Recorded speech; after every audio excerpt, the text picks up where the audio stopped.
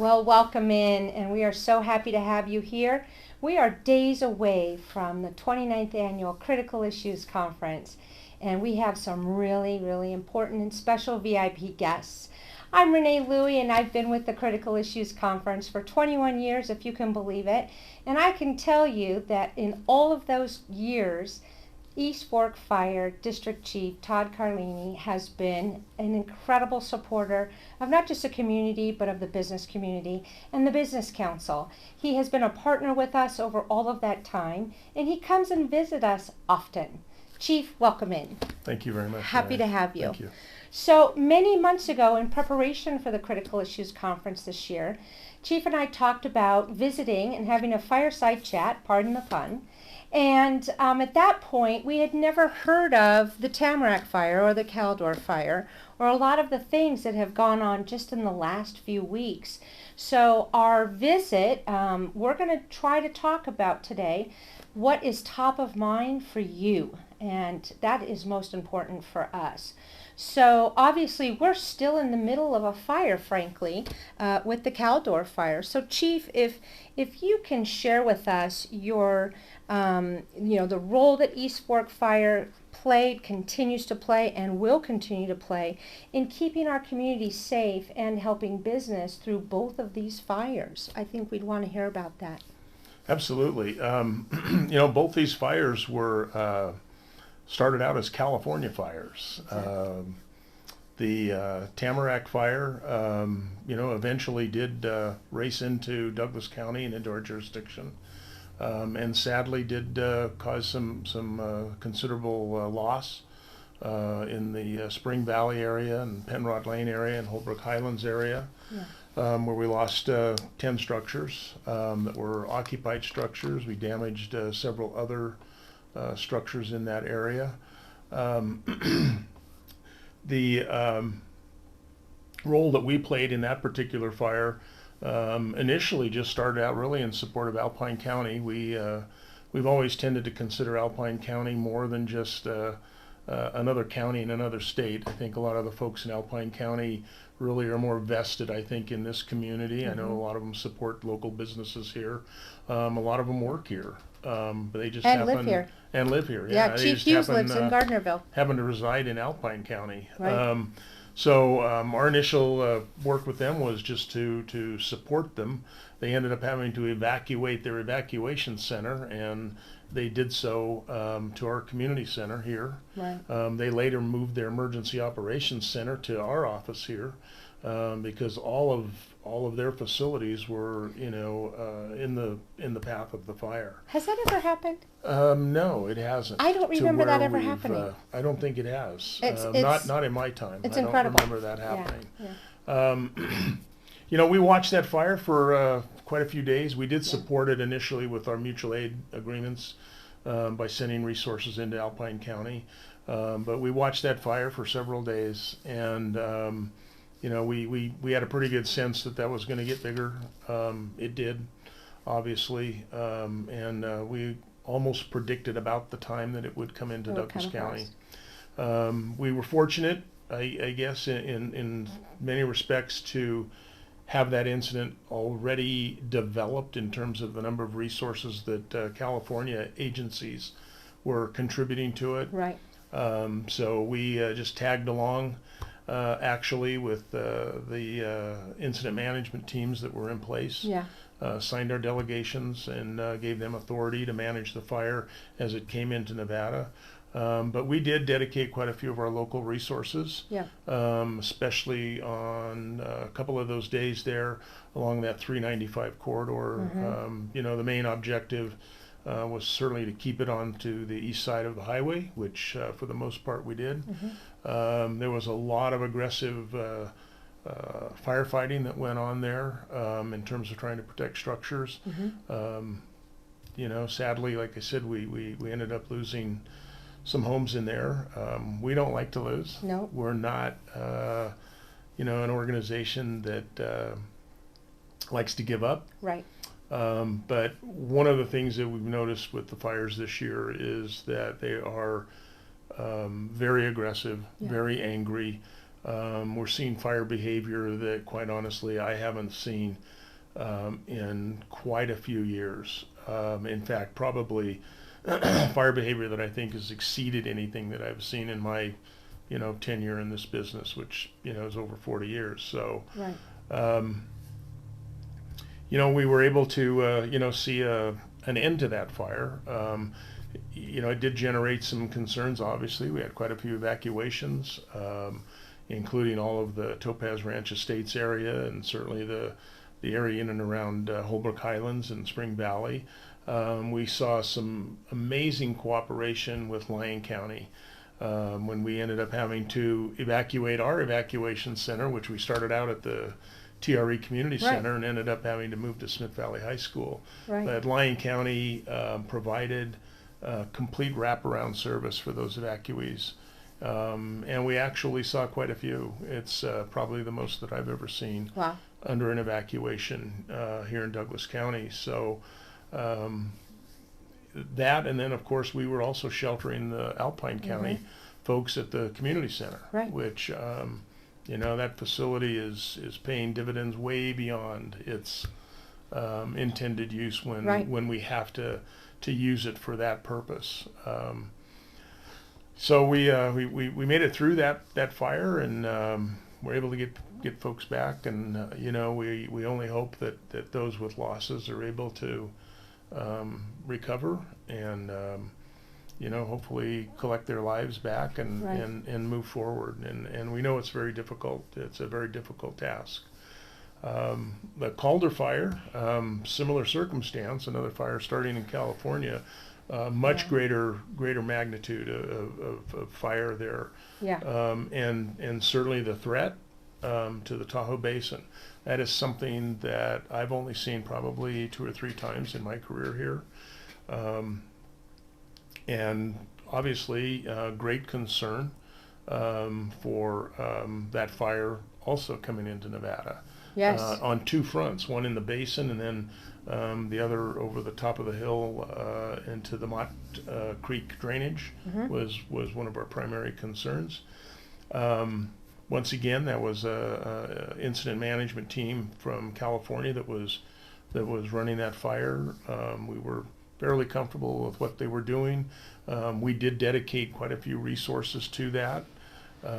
Everything you had, pretty much, right? What we could Skeleton crews, do. local, We did get one of the interesting things that maybe some of the folks might have seen, some engines from the Clark County area. Yes. They actually mobilized a group of engines to come up and staff stations here in Douglas County, both here in East Fork and also up at Tahoe Douglas.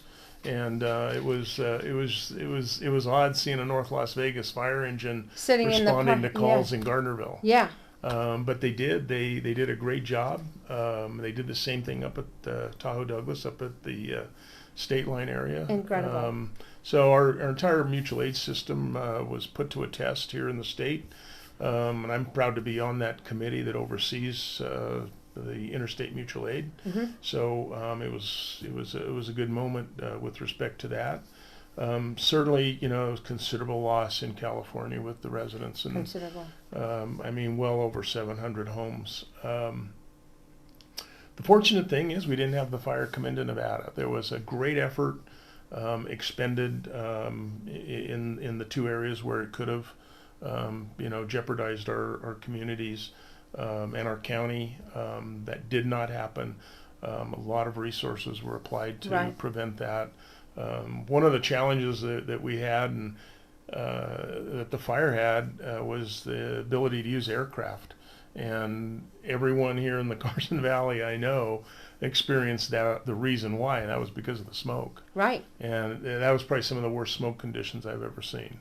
I've with lived fire. here So, 34 years, and there was one other Labor Day when it was so bad to this level that we actually left and just went to Elko and went to the, just left. Right. It was so bad. And when we came home that Labor Day, all those years ago, and then this happened, and we didn't think we'd ever see anything that bad. And I think for us, meaning the people that we're not the experts, we're not the professionals, but we live here and we work here, the devastation of the smoke, like where we can't see across the street, the reality of that, and thinking a firefighter's in this all day and all night, their whole career, and we're just experiencing it for a few days. It really put a realistic impact on us to realize really what you guys go through. We imagine it, but we don't know. And then to contemplate Kirkwood being at risk, Vail being at risk, Tahoe being at risk, Kingsbury being at risk. All our jewels in that upper area could all have gone away. And the panic that we all felt for more than 10 days, and us praying for all of you guys. We did. Businesses and residents, retired, little kid, I don't care who you are, we were all in homage to praying for you guys and hoping that don't let it jump 89, and it did. And don't let it jump Kingsbury, and there's no way it could come over. Just contemplating that and the devastation in our hearts that we felt every day when we woke up and we looked out and we said, oh, the smoke is still really bad. And knowing you guys were putting every possible resource on it. And I think at one point they said there were 8 states that had come on that fire. I would say there's probably more than that. More? Just okay. I know my time up there and seeing a lot of the apparatus in the parking lots. And in particular, a lot of the hand crews and hotshot crews. Those are where you start seeing, multiple states responding through the Forest Service. Right. And just to imagine everything could have been lost. And it'll stay with us forever. We'll never forget. But it's not over. Right. I think it needs to snow for it to be over, but I'm not an expert in your field. It was a real eerie feeling up there at State Line. For me, it brought back the Harvey's bombing. 80, exactly. Where everything, it really did. Everything was just completely shut down. And there's not a lot of people around anymore that even remember the Harvey's bombing. But that feeling, and then the military vehicles up there. Yeah. And the smoke, it was really somewhat of a surreal. It didn't seem real. It didn't seem real. Right. And I was up there, and it was silent, and it was eerie. And it was dark, and the sun wasn't. It was, and everybody, you guys train your entire life for if when, and this was one of the biggest ones, and the connectivity instantly that has to happen with agencies you've never dealt with, or you've seen them from afar, or maybe had a meeting with them a couple years ago at some federal level and shook their hand but never worked with them, and all of a sudden you're locked arm in arm, your lives are on the line. Yeah, and there was a tremendous amount of resource capacity that was brought to bear on this fire. Exactly. When do you think, all told, will it be about a year before we'll know the total resources that were put on that? No, it's interesting. They because of the cost, the tracking, it's almost instantaneous. You could gather that information. Yeah. Oh my. Okay. Yeah, it's a pretty strict system in terms of how resources are brought into a fire under resource orders and different agreements and everything else, and it all does boil down at the end of the day to the cost. And like I say, in everyone's career, whether they're just starting out as a hotshot, like you say, and they just came out of the academy or whatever, to somebody who has 40 years, they'll never forget this fire. No, probably not. Never. No, they'll see a lot of fire, but this one I think will be Right. different. And I think maybe probably even a lot of things were learned. Right. But the level of expertise, particularly under your command in this agency, we thank you for that. Well, that's appreciated, but it truly, it's a really credit to the folks that are out there truly on the line. Yep. That's some pretty rugged country. I know where our resources were deployed, and we had at least East Fork. I know we had about 13 people up there, and I think 3 or 4 different apparatus, Tahoe Douglas. We ended up actually in a spot where we were truly protecting those areas where it could have come into Douglas County, Right. into our jurisdictions. And you know that best. You know that. They did a lot of hard work up there around Trimmer Peak, in and around that area there. It's gonna be devastated for so long. Well, they went in there with a lot of heavy equipment. They did not spare the use of dozers on this fire. They didn't mess around, right? Yeah, I mean, because of what was at stake, the ecological issues and the environmental issues that fires cause are considerable when when the fire's out. How many years has everyone worked, and how much money's been spent on trying to improve lake clarity? Right. But it doesn't stop there. Our concerns on the Tamarack fire are going to be with debris flow and impact on the Carson watershed and the Carson River, where all of this ash at some point is going to accumulate.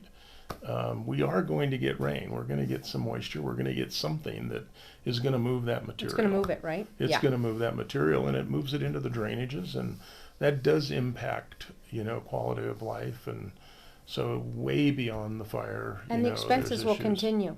Yeah. To mitigate against that. Absolutely. And I don't think the community realizes that, but I know that the business community probably has a higher level of understanding.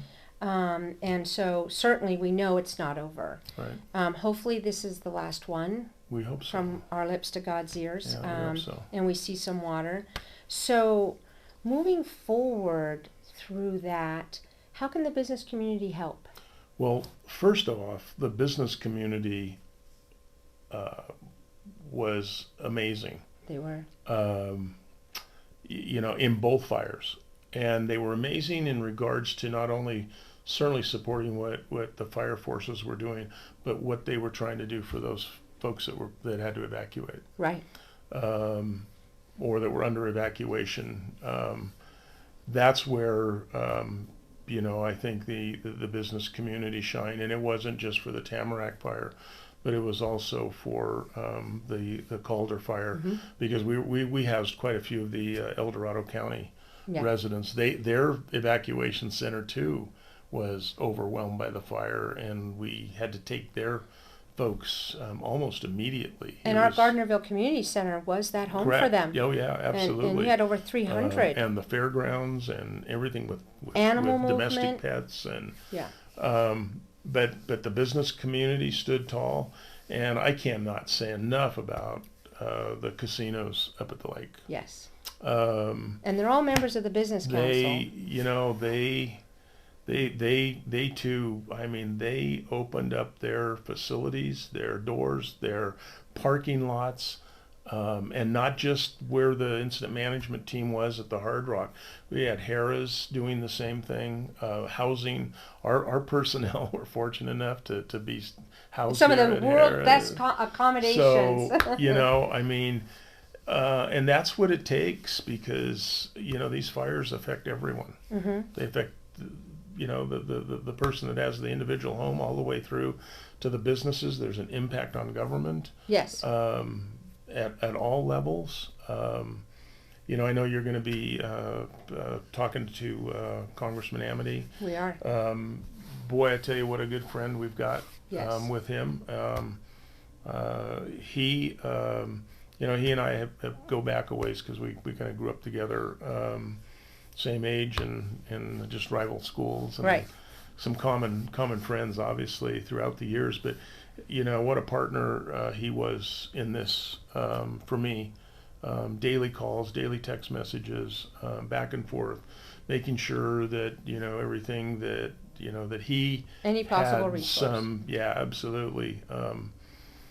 So that was another. I really do want to call him out on that as kind of a shout out, because there's it's interesting, these fires, for as much credit we give obviously to the firefighters, there's an entirely different situation on the management side and the political levels of these fires, and especially when you have a fire up in the basin. And funding and everything. Yeah, it's you're going to get a lot of political scrutiny.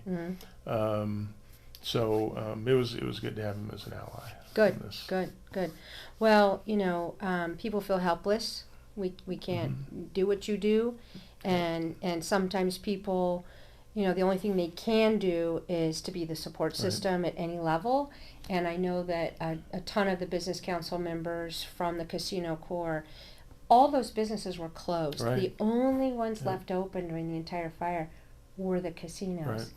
Restaurants, shops, stores, gone. They were gone. They went home. They could not be there. It was in lockdown. And it was like COVID shut them down, and then they were just trying to come back and survive, and then this happens. Right. And they've been hit again. Right. So now the SBA is going to come in and offer them additional disaster, loan assistance and those types of things. But it's a lot.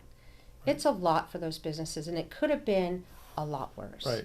And Right. and it wasn't. Oh no! Everybody overreacted. It wasn't even close. It was close. It was close. It was serious. I can tell you it was close. It was scary. So, Yeah. So when an operating business wants to make a change or open a new business, I'm going to shift gears on you here. All right. They have to go through your agency, and they have to be approved, and they have to get permits, and they have to have everything in order and all their specs before they can start building. They have to work with community development. They have to do a lot of things.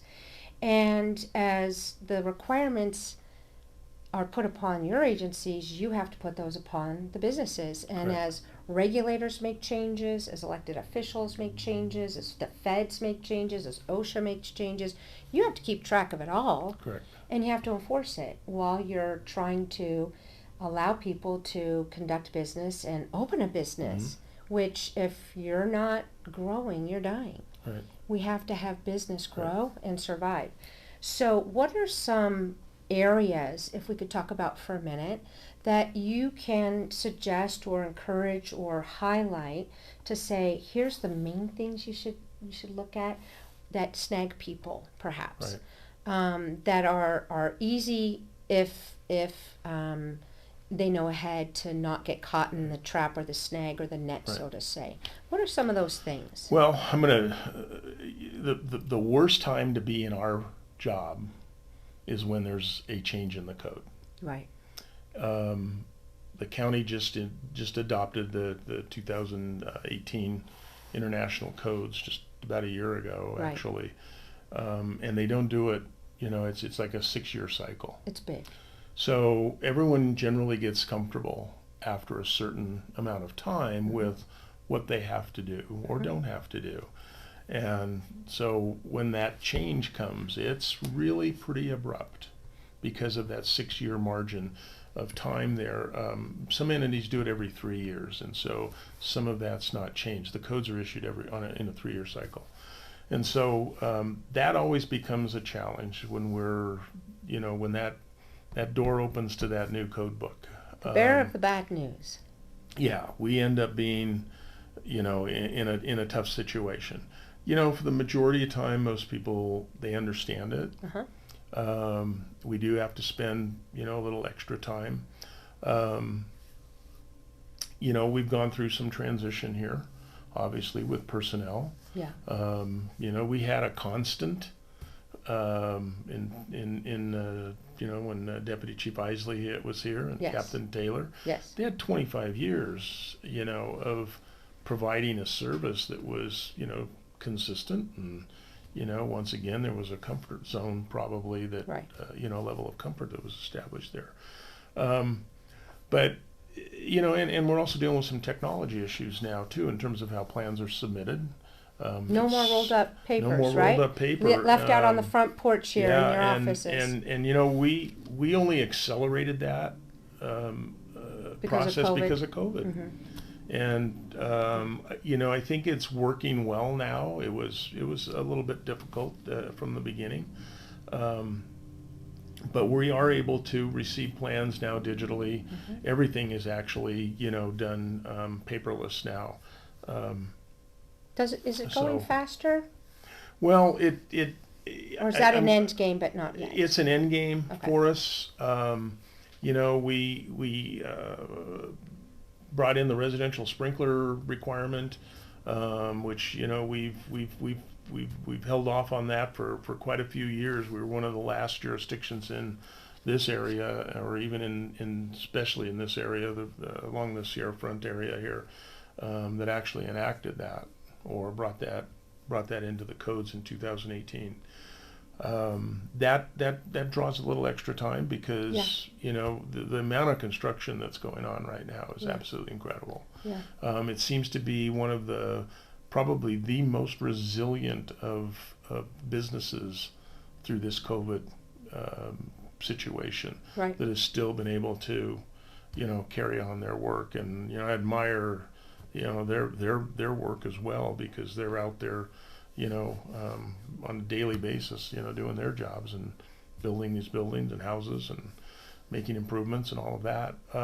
So if you can imagine, down in Clark County, we have a little stadium where football's going to be played. And that construction begins just before COVID. Right. And they have a tight schedule. They have an NFL league. They have, televised games. They have a team moving here. And how do they deal with that? And the governor said, well, construction, essential. Yeah. That stadium, follow the rules, follow the guidelines, but you have to continue building. Yeah. And so it left that door open for construction statewide. You can't just pick one county and allow that to happen. So statewide, they got to continue to work with very different conditions, but they needed you all the more. And you are working in very different conditions and trying to also be a command as an agency for COVID. Right. So you had the building industry that wanted to continue forward as normal, which there was no normal at the time. And even in this community, because people do need to live somewhere and all those good things, and finish their projects, they have significant capital invested. And if they stall it, they could go bankrupt. Right. So there's all those economic factors to consider. And then you have your staffing. How do you work and continue the work and keep the ball moving forward safely while you're a command for COVID? And you're an interagency for all of the rules that were coming down daily and weekly and monthly. And last year we talked about this time out in the front of your building. Yeah. This building was shut down to the public. We couldn't even come inside. Right. And he and I did this outside and talked a long time with some of your board members, if you remember, about daily the changes that you had to convey to the entire county, to the county manager's office, to all other agencies on a pandemic, and keep building permits moving. Yeah. Yeah. Just that. Right. Right? So fast forward to today.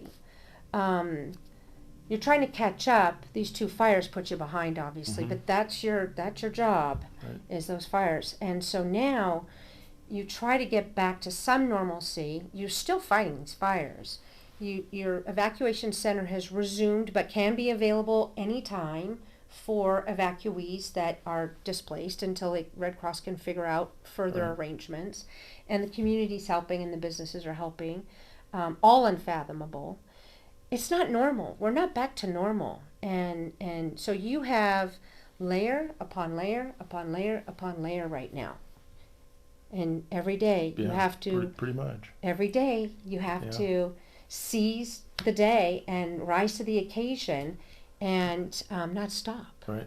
And that's what your staff's doing. Right. So so going back to the code enforcement and the building permits and getting things through, if a business has a problem and they just can't move forward for whatever reasons, or a challenge, and they don't know where to navigate, what should they do? Where should they go? How do they get through it, so to say? Well, it really starts from the beginning of, finding someone who can help them navigate that whole process right from the beginning, and making sure that they are submitting complete construction documents. That's probably the number one challenge that we have, because we need to make decisions on applying the code based on what we have on paper. These are generally drawings that are either produced by architects, engineers, All well known to you. That are have a legal obligation under their license, to get it right. On the more complicated projects, we recommend that they go out and get someone to do a code analysis even. So when we get those plans, we don't have to make judgment calls and guess. And we're not going to do that. And we can't design their building. We can provide them with best practices, alternatives, which we do regularly. But we have to take what we get on those drawings, and that's what we go with. And you also have to envision, Chief, the day that fire might show up on that particular structure. What happens to the humans and the capital inside the building, and how can it best be protected? Correct. And your staff that's running into that building to get people out. Absolutely. And so that's an extreme amount of responsibility, but the businesses also look for partnership. If we can't figure it out, let's work together. It's not us against them, right? Correct. That's the main thing I think your agency, those 25 years, was famous for. It's not us against them. It's all of us together, and that's what you're famous for. And so, complete plans, of course. The engineering firms knowing what you expect out of them. Do you have meetings, sessions with the engineer firms that do the most work with you and say, hey guys, we're consistently seeing this happen. Let's talk about it so we can stop it and get your plans through faster? We do. We try to. Some of that is a component of time, of being able to dedicate time to it just because of the sheer volume of work that's here. One of the things that we've recently done is we've contracted with a third-party plans examiner now, so we can ship plans out. Which I'm hoping is going to expedite some of the processes. And the applicant pays for all that. Well, it's part of the fee, correct? The plan review fee, right? There's no expense to the agency. It's not like a special fee, right? It's it's all wrapped up into that plan review. Somebody's going to get it done one way or the other. Correct, right? What's the typical turnaround time on that? Well, we've only had probably maybe a half a dozen that we've sent out. Okay. They're generally, a week to 2 weeks, depending on the complexity of the work. Right. That's generally well, if it's 1 million square feet, you need a little more time. Right. Or if you have a, process in there that's, somewhat complicated, manufacturing process or something. We're under an obligation right now with the state fire marshal to do these plan reviews and to do them according to all the different codes, the state regulations, all that goes into that. The flip side of that is if we aren't doing them, guess who's going to do them? The state, because that's the law. There's no way you get around that. It's a whole side of the agency people don't realize. Right, and we've East Fork was one of the. In fact, they were the first jurisdiction several years ago. I mean, quite a few years ago. This was all born out of the MGM fire. That took advantage of the change in the law that would allow local governments to enter into a contract with the state to do this work. And, they come in and do audits on us. Of course. And they're going to check us and make sure we're doing the right thing. And you're going to audit us and make sure we're doing the right thing. And if we're not, they have the ability to terminate that contract and take back the plan review. Right. And I guarantee you, I know how it was in the days when everything had to go to the state. Right. You think 3 weeks, 4 weeks is a long time? Long lead. Some 6 months. Yeah. Because they weren't staffed to the capacity that they needed to do, in particular, most of the rural counties. And all the new changes you have to keep up with, and you have to train for fire, you have to train for apparatus, you have to buy, you have to do so many things, and we appreciate all of it. And that is true. We only have so many people here, and we are in different roles every single day. Yes. And when we have fires that consume a month's worth of time. Every one of us in a chief officer role, has some sort of piece of that. Right. So some of the work that we would normally just be doing, it's going to get pushed, off to the side because that's all we can do. There's only so much bandwidth. Right. So, but you guys get a lot done. Well, we do. I mean, I can tell you, and this is being very honest. We were working 12 to 14-hour days during Tamarack and even with the Calder fire. And I know our fire marshal, Chief Ray, she and I actually were sitting reviewing plans, at 2 a.m. when things had kind of calmed down. We grabbed some plans and started going through them. So, because we knew we had that piece to push out as well. Yeah. And that's the effort that we're willing to put forth when we have to.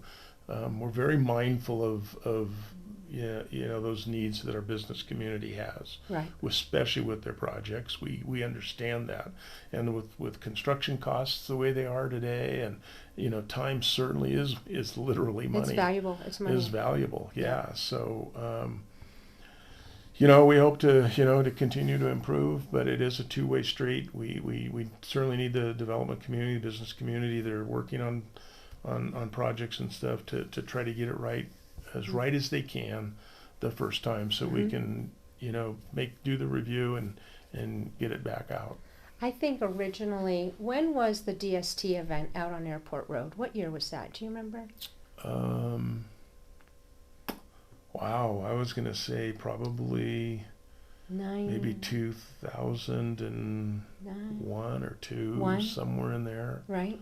Yeah, somewhere in there. It was early on as my appointment as fire chief, I remember. I think that was the first time we worked together very seriously and spent a ton of time together. So, long time. Long time, yeah. And a lot of people died and were harmed severely in that event. And it changed how this entire community thought about everything, from code enforcement to permit practices to plan checks to what in the heck are you doing over there in that building that we didn't know about? Right. It changed everything, and we spent thousands of hours together in committee meetings, honestly.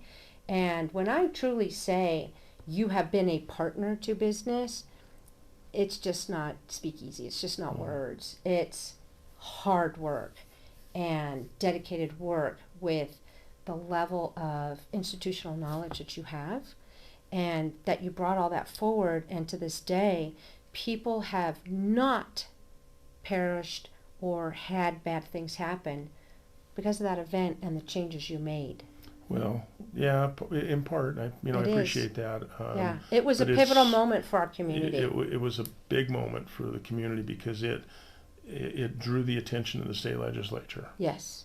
Yeah, I know it was one of the more challenging times sitting in one of those hearing sessions and being drilled, over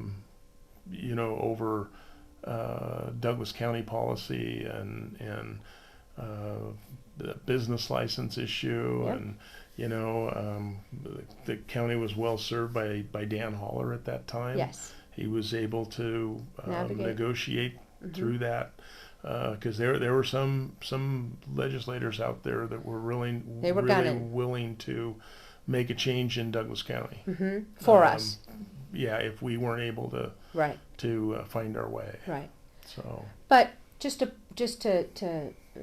point out, all the way back in 2001, we were working together, and out of a disaster, a tragedy, a travesty, you had every possible thing go wrong in that event before your arrival. Right.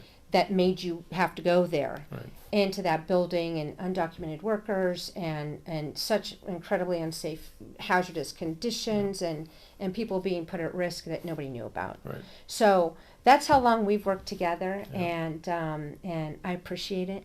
I do, a lot. And the businesses count on you, and they just don't. The businesses understand what you put into it and your staff. And you were talking about key employees. And I do have to mention, you did steal a really good one. I don't know. Kathy I Lewis. don't know if it was stealing or not. No, that's what's going down as. But yeah. But you got a good one. You're lucky. She's doing a great job. Yes. Governmental finance is a Animal. whole different. Yeah, exactly. Yeah. And she's got a great understanding of governmental budget and finance, and I'm absolutely blessed. I've always taken great pride in being able to do that work myself. Yeah. I've always liked doing governmental budget and finance. I think we're fairly responsible here. We were awarded the Cashman Good Governance Award, which comes from the Nevada Taxpayers Association. I think that's, we're That's a very serious organization. Nominated twice. It means a we were lot. nominated twice for that award and came away with it with one of the years. So I'm very fortunate. I'm very fortunate to have a lot of good. She'll be here for a long time. Yeah, I hope so. Yeah, she's a big asset for your agency. Very much so. So, well, we appreciate your time today. If there's anything, parting words, we're sorry that you couldn't be here with us in just a couple of days during the actual conference, but we have over 500 attendees registered this year. People need you, people need leadership, and you're certainly part of that in this community. And we were so happy that you could carve out just a couple of minutes to hang out with us. Thank you. And share with the business owners in the community and the leaders of all the largest employers are the members of the Business Council. Well, I'll tell you, the Business Council has been amazing part of my career. I've shared this with you before. My first encounter was an invitation from Scott Brook. Yes. As the new fire chief to come and talk. Along the way, I met, another remarkable man, and that was Bill Henderson. Yes. Who, God bless him. Bill never, ever let me down when the fire district needed something. Right. And that's the partnership. I mean, that's the probably the example, that I hope we can continue to follow and certainly to emulate, because that's what, these we're small communities still. And we need to have those relationships. We need to have them with the business community like we do, and with the Chamber of Commerce and all of that. And especially now, wow. I don't even know how some of our businesses have been able to rise up again. And now we're, being, assaulted again by COVID. And, the resiliency, whether it's fire, pandemic, flood. We've had that too. Wind events.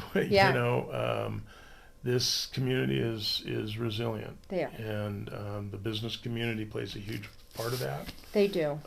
In assisting with that resiliency by being able to stay open and being able to support some of these challenges that we have. Even in this most recent event, the fires that are still burning literally, the employers at the members of the Business Council, as you said, all the casino corps stepped up, food service stepped up, you name it, they stepped up. It's they answer the call, always, and that's what makes them so great as the makeup, the core values of the Business Council members. They're all aligned. Yeah, and absolutely. They connect immediately. We have our own, system, and we provision. We do whatever you need. Right. Instantly, with no question, like you say, with good people like Bill Henderson and Carson Valley and all the way up the ladder. But at the end of the day, you still have to go home and get a couple winks. Yeah. So I know you're tired. It's getting better. You have a lot. So, well, Chief, we sure thank you, and we're gonna probably have you at a meeting here in first quarter. And we'll see how the winter goes and how the debris flows, and hopefully we have no famine or floods. Yeah. I you know, the pandemic is day to day. Yeah. I can't even, you know, begin to say, we hope it gets better, or we hope it doesn't get too much worse. It's just an unknown every minute. And you immediately called us, and had masks manufactured and distributed it to all the employers, and we got them out to them immediately. I mean, it's the little things too that matter. Right. So we appreciate you. Thank you very much. We appreciate your you too. agency. And so for now, we're signing off for the 29th Annual Critical Issues Conference, and we want to make a special thank you out to the County Manager's Office and Public Information Officer Melissa Blaser and Bailey Gum, who are a part of our team in visiting all our key officials for the conference this year and helping us with filming and editing and arranging all these special meetings. So we'll see you at the next stop in just a minute. Take care and have a good day.